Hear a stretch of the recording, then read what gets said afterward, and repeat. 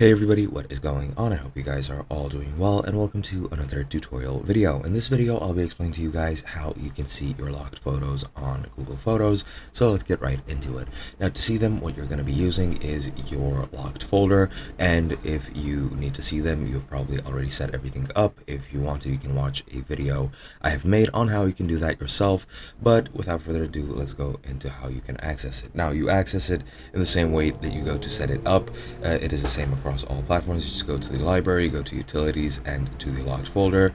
On iOS and Android, you need to look for it in the library section. However, on computer, it will be in your sidebar to the left, and you can very easily access it.